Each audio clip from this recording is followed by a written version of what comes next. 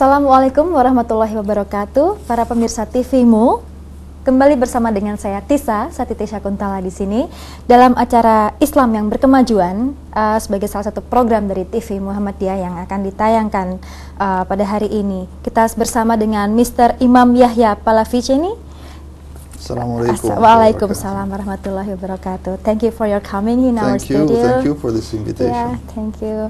Dan beliau adalah Vice President of Islamic Religious Community in Italy, and dan juga beliau sebagai Ambassador of ISESCO. Can you spell it? ISESCO is the Islamic Organization for Education, Science and Culture. Oh, so it's quite like UNESCO. It's like UNESCO for the Muslim world. Okay. It's based in Rabat, and I'm chairing a council for Muslims in the West. In the West, okay, and it's specific in for dialogue among civilization. Yes, yes. Yeah, okay. Maybe we can have some short discussion about you come from Italy, and we know that Italy is not too many Muslim in there, and how is the interfaith dialogue in Italy?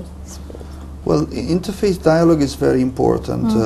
Especially, we have recently met with Pope Francis, with your president, Din Shamsuddin of Muhammadiyah. We shared the third Catholic Muslim Forum in the Vatican, and the issue was how to work together to serve the other. So the idea is that through our friendship, through our cooperation, interfaith relations can help the world, humanity. So we are not helping only our members, our brothers and sisters, but we are helping all citizens to try to have a better vision in life and a better cooperation. And of course, as you were mentioning, Italy, the Muslims in Italy are a minority. Yeah. Italy is nearly has 60 millions of population, and Muslims are 1.5 million. 1.5 million. Yes, but the majority are immigrants coming from North Africa, Middle East. So the idea, the perception of Islam in Italy is very much linked to foreigners, and we need to shape and to help this image of Muslims also as part of Italian, European, Western society as Christians and Jews. So yeah, because this is like a minority religion in Italy. Yes. And sometimes it's too much influenced by immigration policies or integration or professional problems, or even unfortunately terrorism and international crisis. Yeah. Okay. Jadi tadi dijelaskan oleh Bapak Imam bahwa saudara-saudara Muslim yang ada di Italia itu hanya berjumlah 1,5 juta umat Muslim dari 60 juta penduduk di Italia, dan kebanyakan dari umat Muslim tersebut datang dari Afrika Utara dan juga dari daerah Middle East, dan image yang melekat pada umat Muslim tersebut adalah image orang-orang asing yang ada di Italia. So maybe we can ask more about how do they practicing Islam in this country, in this minority. It's a minority group. Well, the Italian constitution allows official relations and organizations to different religious communities. So there are laws that can approve the building of religious temples, synagogues, churches, and the training and the religious holidays and cemeteries. The Muslim, as it's a new organization, it's a new community historically, we have to try to organize ourselves to present in a good shape Islam also within the juridical context of Italian society and culture.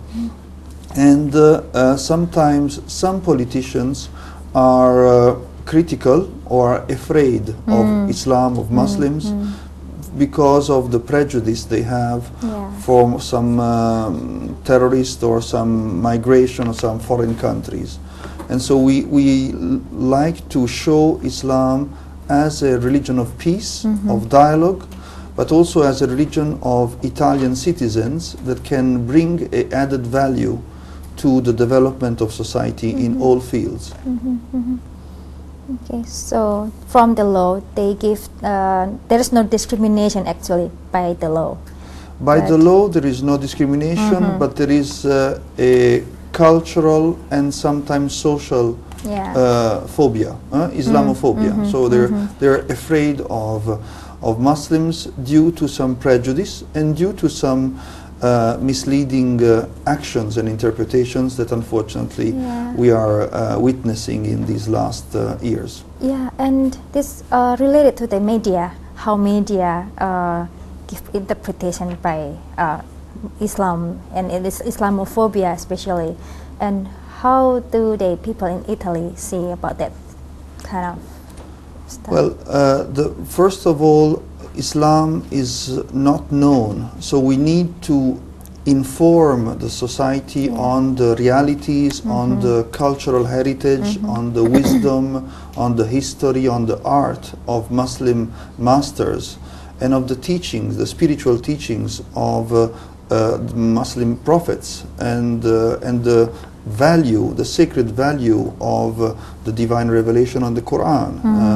So I think through a correct information we can have also a better knowledge and decrease the phobia, decrease the prejudice, decrease the stereotypes. And so we need to act as Muslim scholars, but adapt our language and our knowledge to the mindset of Europeans. And Europeans are very much secularized, and so they have a very weak perception of religious, spiritual, sacred values, because they are facing a philosophical challenge between modernity and faith. And we are, now Islam is coming, and we have to bring faith into interfaith, so interreligious, and show that Islam is not against modernity, but of course is something that has to do with a very primordial and universal spiritual value. Okay, thank you very much for your explanation for this segment. Oke, itu tadi pemirsa, dari segmen 1 kita bisa menyimpulkan bahwa memang cukup berat apa yang kondisi sebagai Islam sebagai minoritas di Italia. Walaupun tidak terdapat diskriminasi secara hukum, tapi secara sosial, budaya, mereka masih mengalami yang namanya diskriminasi, dan terutama terkait dengan Islamofobia yang selama ini banyak disiarkan oleh media, itu pun menjadikan agama Islam semakin tidak bisa berkembang dengan baik di sana. Baik, kita bisa akan melanjutkan ke segmen yang kedua setelah jeda yang berikut ini. Okay, now we will have the short break.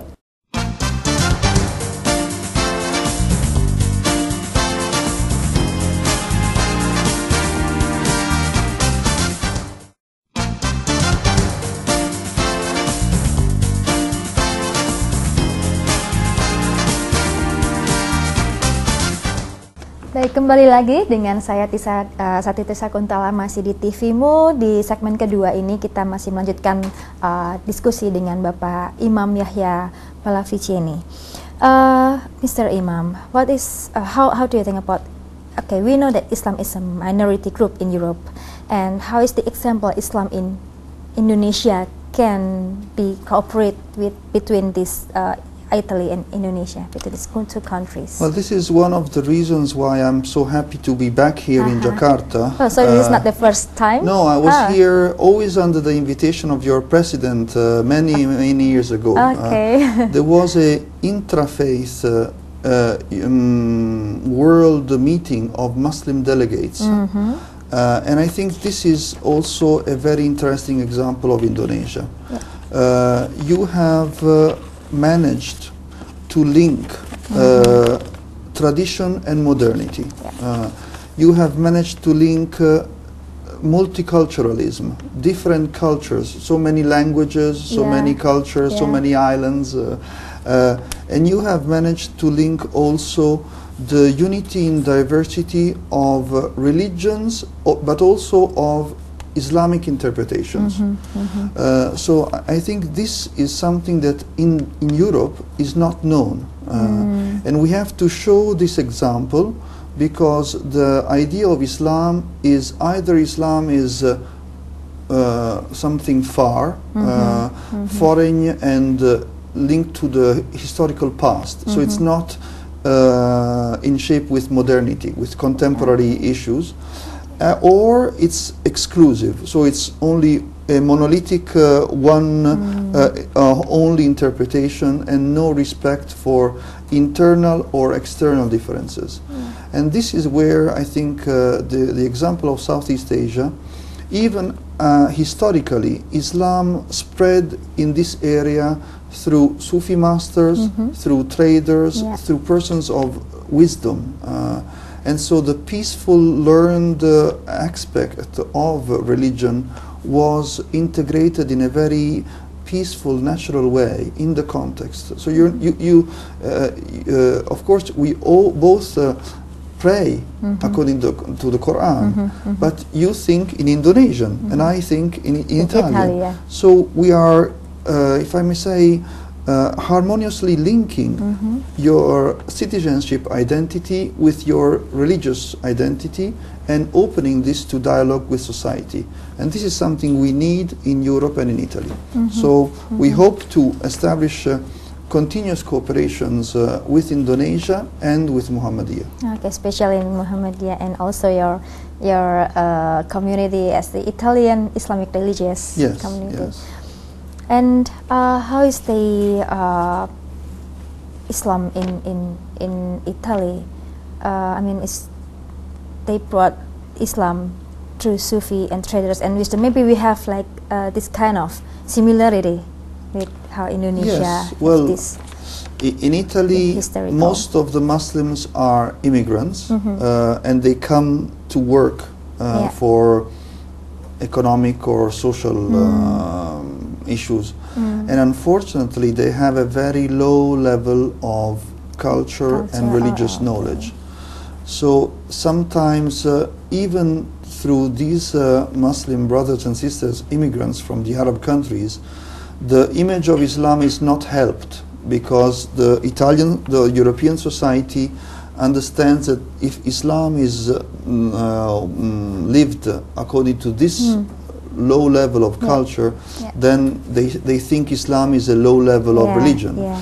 And so so we should not confuse security issues, social issues with religious wisdom. And so we have to think and show how Muslims can contribute to the society. And spiritually speaking, of course, Tasawwuf, Sufism, has a very important role, because it has helped to learn how to love God and love our neighbor. And so it's like hablum minallah and hablum minnanas, right? Exactly, exactly. So this is actually what we can show, but to show it we have to learn it, and to learn it we have to study, and to study we have to have good masters. And this is our first stage, to train some masters that can be in the future intellectuals, scholars, in a network with other ulama coming from all the Muslim world, and give the qualified, deep knowledge of the Islamic authentic identity. Okay. Baik, itu tadi pemirsa, bagaimana Islam yang dibawa oleh para imigran masuk ke negara Italia yang notabene mayoritas Katolik di sana. Namun nilai-nilai Islam yang dibawa oleh para imigran tersebut terkesan berada pada low level, pengetahuan agama yang rendah, yang hanya di permukaan saja gitu. Nah, oleh karena itu perlu dibangun sebuah budaya berpikir di mana kaum muslim bisa memberikan kontribusi yang banyak terhadap masyarakat. Salah satunya melalui dengan network scholar, kerjasama melalui bidang maybe in education area, we can cooperate with education area, ya, jadi dalam hal pendidikan, dan itu memberikan nuansa yang berbeda terhadap nilai-nilai Islam di Italia itu sendiri. Baik, itu tadi kita segmen kedua yang sudah kita lalui. Kita akan masuk ke segmen ketiga, tentu saja setelah jeda yang berikut ini.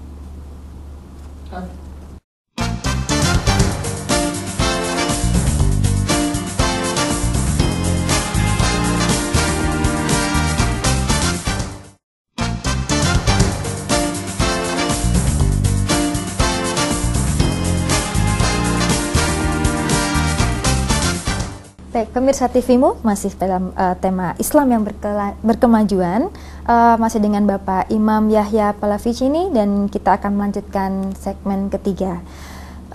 Mr. Imam, you are the ambassador of ISESCO and it's for dialogue among civilization. Could you tell us more about this organization? Yes. Well, ISESCO is one of the most important international Islamic organizations, probably the most institutional organization. It is based in Rabat, in the Kingdom of Morocco, but all the Muslim majority countries are part of these programs. And ISESCO is specialized on education, science and culture for the Muslim world, but they have established many years ago a special council for Muslims in the West, so also for Muslims in minority areas. And so I was asked to be president of this council, which of course mainly done by Europeans, but also by persons in North America, in South America, and in some countries in Southeast Asia. Okay. And so we focus on trying to coordinate and to promote activities, especially in the educational field, in close cooperation with the Islamic world. So that's related with the Muhammadiyah trading, maybe in education as well. And what is the goal of Muslim future generation, especially for Italy and Indonesia? Well, I think there again we hope to really establish a close cooperation with Muhammadiyah, because we have new challenges that you have faced already with a great experience, and new needs.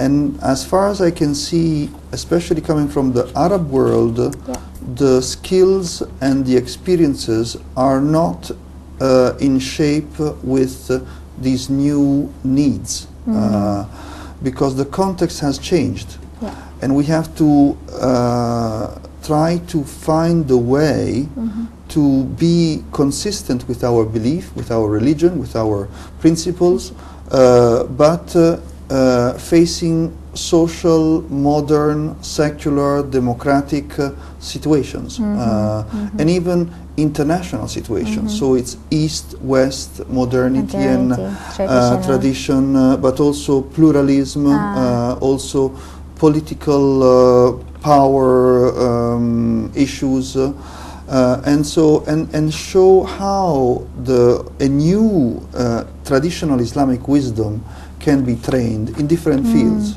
So I think with Muhammadiyah we could face also the Imam training, because it's not linked only to the Arab world, but it's Islamic wisdom for religious leaders, but also training on Islamic studies, not for future preachers, but for persons who want to be good Muslims, exactly, and practice their religion in their professional or family or all fields of society.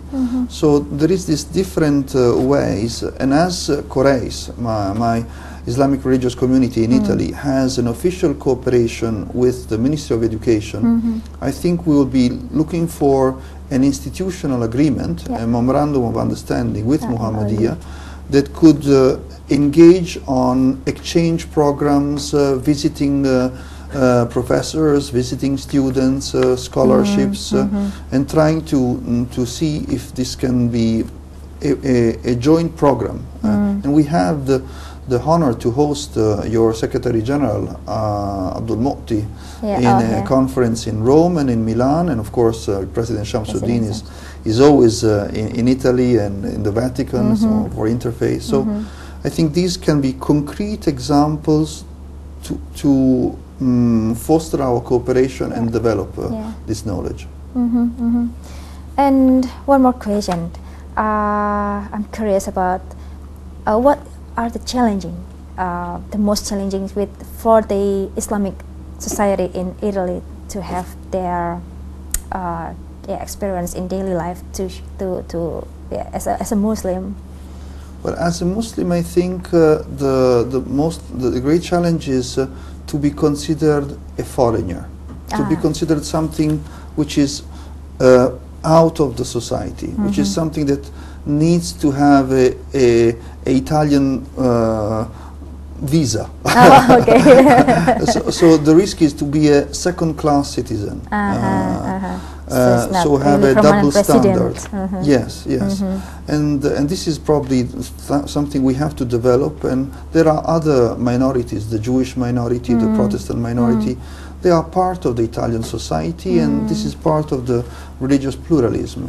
And I think that we need to develop a new generation of Italian citizens from any, they can be from a migration or can be born in Italy, but with a knowledge of the authenticity of Islam and the skills to show what is correct Islam and what is a misleading interpretation that goes into radicalism or politics. Okay.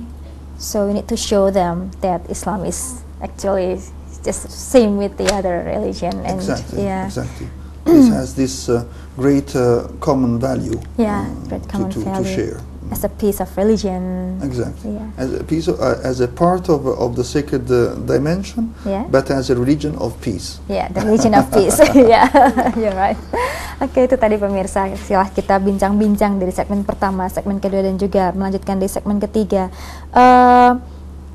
Karena beliau adalah seorang ambasador dari ISESCO yang menekankan pada pendidikan, sains atau ilmu pengetahuan dan juga budaya, dan bagaimana Islam mayoritas Muslim di Italia merupakan dianggap penduduk kelas 2 di sana, dan dengan usaha yang coba dilakukan oleh ISESCO selain juga interfaith dialogue dan mencoba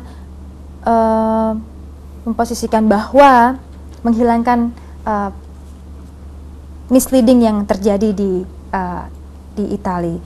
Dan dalam hal ini juga ISESCO bekerja sama dengan Muhammadiyah, terutama melakukan pendidikan untuk imam training, and then secara kepemimpinan Islam, dan juga bagi kita yang ingin belajar Islam, bukan hanya orang yang bidang Islamic Studies, tapi juga untuk siapapun yang ingin menjadi seorang Muslim yang baik. Nah, demikianlah pemirsa tvMu, 3 segmen yang sudah kita lalui tadi dengan Bapak Imam, dan kita akan berjumpa kembali di episode-episode yang berikutnya, tetap di Islam yang Berkemajuan. Terima kasih. Assalamualaikum warahmatullahi wabarakatuh.